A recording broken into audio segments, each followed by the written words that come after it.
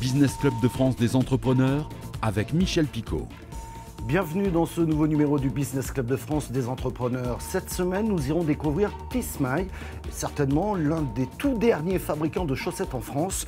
Ils se sont associés récemment au groupe Bolduc, mais tout de suite, c'est l'actu. Le réseau Pezzacozzi vient d'investir 5 millions d'euros dans un bâtiment de 5000 m² à Sorbier, près de Saint-Étienne. La chaîne espère ainsi atteindre le cap des 100 points de vente cette année. Elle compte 75 restaurants en France et elle emploie 700 personnes. 210 millions d'euros de retombées directes et indirectes pour Cannes à l'occasion de son festival. Les premiers à en profiter sont les hôtels, avec 7000 chambres et 83 000 nuitées. Ils affichent complet. Commerçants, restaurateurs et taxis créent pour l'occasion 2500 emplois. Et en parlant d'événements, c'est le groupe lyonnais GL Events qui a annoncé avoir été désigné attributaire du contrat de concession du Stade de France pour les 30 ans à venir. Sauf catastrophe, il prendra la suite de Vinci Bouygues qu'il exploitait depuis 1995. Et tout de suite, c'est l'heure de notre invité dans le Business Club de France des entrepreneurs. Il était déjà l'invité d'une autre émission sur Canal 32, L'Heure Écho. Je vous propose de le retrouver tout de suite. Nous sommes en compagnie de Benoît Seguin. Bonjour. Bonjour. Merci d'être là. Vous êtes le président de Tismaï. Vous faites partie des 5 derniers fabricants de chaussettes en France, c'est bien ça? Exactement. En fait, Troyes, à l'époque, il y a une vingtaine d'années, il y avait une trentaine de fabricants de chaussettes à Troyes, qui était le bastion de la bonneterie. Il y a encore de grosses sociétés comme Petit Bateau et Lacoste. Et donc, avec la fin des côtés asiatiques, la mondialisation, et tous les grands acteurs, les grands distributeurs sont partis acheter leurs chaussettes très loin dans le monde. Et voilà, donc on est heureux d'un côté et fiers d'être encore là, présent dans le monde économique local et national, mais on aurait aimé un tout autre scénario, donc voilà, mais en tout cas, oui, effectivement. Bravo en tout cas. Merci. Une de vos marques, c'est la chaussette française. Hein. La chaussette de France. La chaussette de France, pourquoi je veux française? La chaussette de France, ouais, tout à fait. Et vous produisez aussi en marque blanche pour d'autres distributeurs, je crois. Oui, tout à fait. En fait, au départ, donc moi j'ai rejoint la société il y a 15 ans, et j'ai rejoint Alain Lomone qui a dirigé et présidé cette entreprise pendant plus de 40 ans. Ça, et donc à l'époque, effectivement, le modèle économique, c'était de travailler pour les autres. Et puis, donc on travaillait essentiellement pour la grande distribution alimentaire. On faisait pas loin de 70% de notre business à l'époque. Et puis, à un moment, tous les 6 mois, à chaque changement de collection, les prix diminuaient, nous demandaient des baisses de prix alors que tout augmentait. Et on s'est dit avec Alain, mais si on continue comme ça, on va faire comme tout le monde, on va mettre la clé sous la porte. Et donc, on a essayé de réfléchir et de se dire, ok, pourquoi pas créer notre propre marque avec de la valeur ajoutée, avec vraiment bien chiadé, une marque vraiment avec sur un domaine d'activité bien spécifique, qui va nous laisser un peu plus de marge que des chaussettes qu'on fait pour les autres. Et puis on a lancé donc la LCF, la chaussette de France, il y a 12 ans. Ouais. Et aujourd'hui, LCF représente pas loin de 25% de notre chiffre d'affaires en 2024.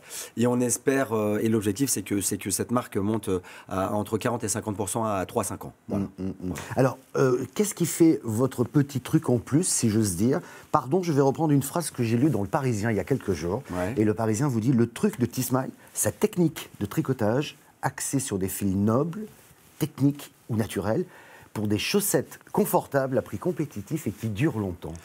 Ouais, exactement. Ça résume bien, je trouve. Ouais, exactement, ça résume bien. C'est-à-dire qu'on fait de la top chaussette, la super chaussette, bon, sans prétention, mais on investit dans des nouvelles machines qui permettent justement d'avoir une technique de tricotage hyper précise, hyper bout de fité sur le pied, donc hyper confortable. Et associé à cette technologie de tricotage, on a associé des matières très nobles ou très techniques en grande quantité. Pour vous dire, on tricote 2 fois moins de chaussettes qu'il y a 20 ans. Mais on fait 30% plus de chiffre d'affaires. C'est-à-dire qu'en fait, nos chaussettes, on en fait moins, mais on les fait mieux. Qu'est-ce qui fait la valeur intrinsèque d'une chaussette? C'est la matière que vous allez utiliser. Plus vous avez de la matière très noble en grande quantité ou très technique en grande quantité, le prix de la chaussette va forcément être impacté et la chaussette va être vendue plus cher qu'une chaussette basique, classique, etc. On fait des super produits et c'est pour cette raison aussi que on est encore présent. Parce que si on n'avait pas la chaussette de France aujourd'hui, on ne serait peut-être plus là. Et on s'est bougé les fesses. Et qu'est-ce qui fait, pour répondre à votre question, la réussite de la chaussette de France et Tismaï, c'est un travail d'équipe. On a toujours, depuis 1961, donc on a toujours eu des gens, des personnes qui ont aimé leur entreprise, qui aiment leur entreprise, qui vont de l'avant, qui font le petit truc qui fait la différence. Et puis chez Tismay, on est une grande famille, donc avec ses avantages et ses inconvénients, avec ses qualités et ses défauts. Mais en tout cas, voilà, tout le monde se bat dans le même sens. Et pour gagner la bataille, il faut avoir des guerriers. Et on n'a que des guerriers chez Tismay. Ouais, vous parlez de grande famille, effectivement, c'est une entreprise familiale à la base. Ouais, exactement. Créée en 1961 par Jean-Marie Laumon, qui a été transmise en 87 à son fils. Donc exactement, qui l'a transmise. En fait, Alain a racheté la société en 87 à son papa. Ouais. Et moi, j'ai rejoint Alain en 2010. Et moi, je suis natif de Troyes. J'habitais sur Lyon, j'avais créé une première boîte sur Lyon et notamment le siège était à Troyes, à la Technopole. Et un dimanche matin, j'ai rencontré Alain Laumon dans un café PMU en train de boire mon café et il m'a proposé assez rapidement, en 2 heures, de le rejoindre dans cette aventure de la chaussette. Et puis, chose que j'ai faite, je suis rentré avec mon épouse à Lyon, on a pris une feuille blanche, on a écrit 3 Lions, plus, moins, on a tiré un trait, et en un quart d'heure, on a pris la décision de revenir sur 3. Donc ça a pris 6 mois, puisque j'ai commencé en avril 2010. Mais il y a des rencontres qui changent une vie, et en tout cas, celle avec Alain Laumon a changé la mienne. Ben là, il y a quelque chose qui est en train de changer, ou qui a changé déjà. Ouais. C'est votre rapprochement avec le groupe lyonnais, ça ne s'invente pas. Oui, exactement. exactement. Et qui s'appelle le Bol de Duc. Ouais. Alors, j'ai regardé beaucoup de choses, vous préférez... Je comprends.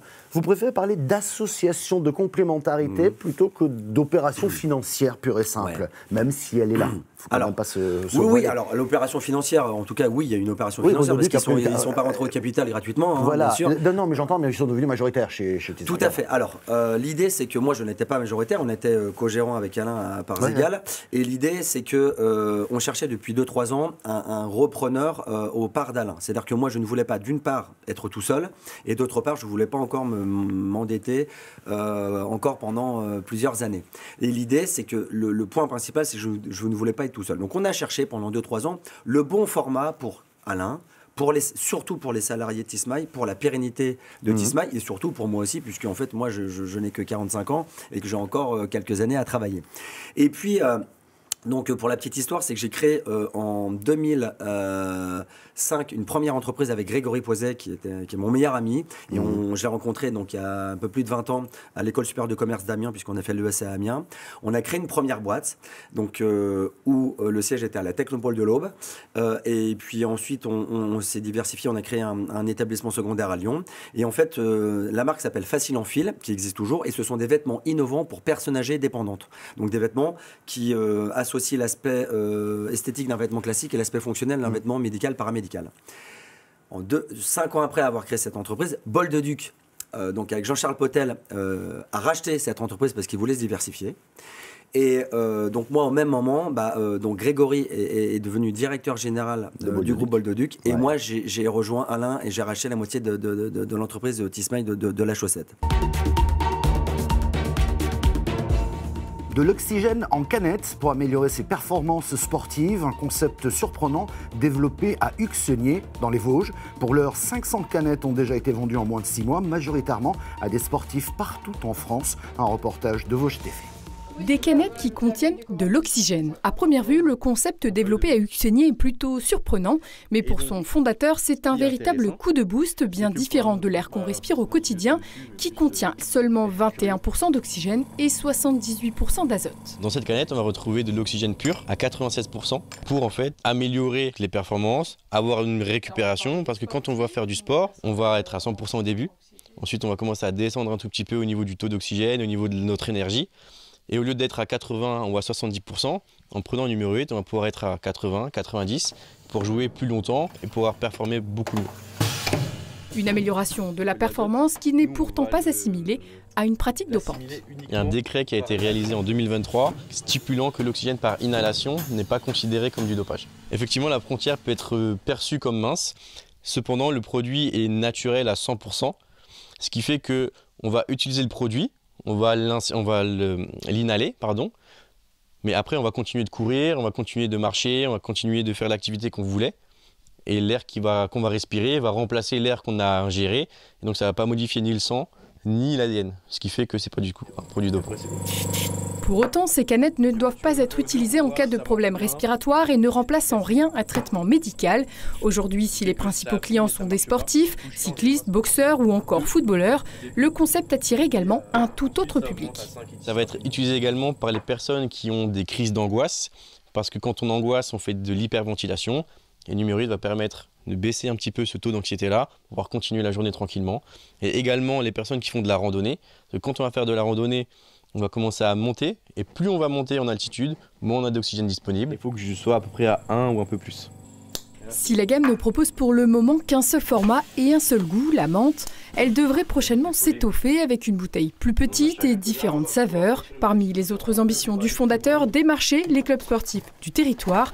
Comptez une trentaine d'euros pour 2 canettes. Depuis le lancement de l'activité il y a 6 mois, 500 ont déjà été vendus un peu partout en France. On les appelle les camelots, bonimenteurs ou encore démonstrateurs. Ce qui est sûr, c'est qu'ils ont un don très clair pour la vente.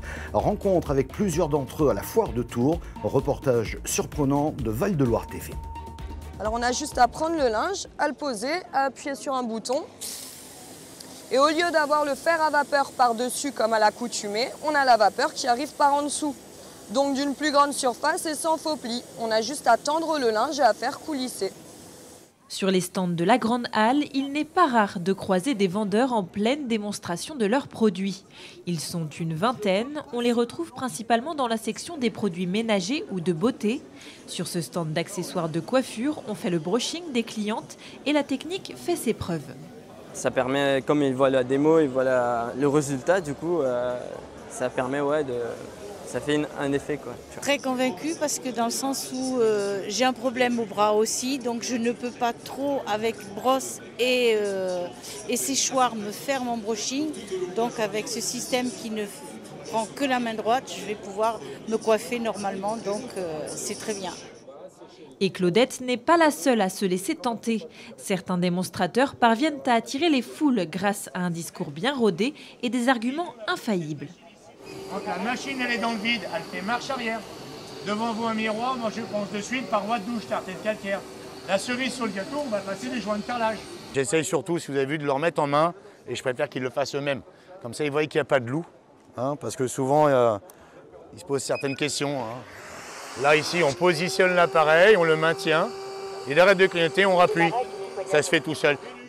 Chacun sa technique pour tenter de lever les doutes des consommateurs parfois méfiants. Pas de place au repos, les démonstrations s'enchaînent. Et qui de mieux pour vous convaincre qu'un adepte déjà convaincu? Il faut aimer le produit. Moi, j'aime beaucoup ce produit et je veux le faire partager. Voilà. Les gens y passent et il se passe quelque chose aussi. C'est aussi une énergie. Voilà, la vente, ça se passe aussi dans l'énergie. Ce n'est pas uniquement le produit que vous vendez. Un savoir-faire qui fait de ces démonstrateurs des vendeurs hors pair. Mais attention tout de même, vous n'aurez pas de droit de rétractation si vous achetez un produit lors d'une foire. Merci d'avoir suivi cette édition du Business Club de France des entrepreneurs, émission disponible en replay vidéo sur le site internet de votre télévision locale. Vous pouvez également nous écouter en podcast sur toutes les bonnes plateformes, mais aussi sur quelques radios en France. Merci de votre fidélité, on se retrouve la semaine prochaine.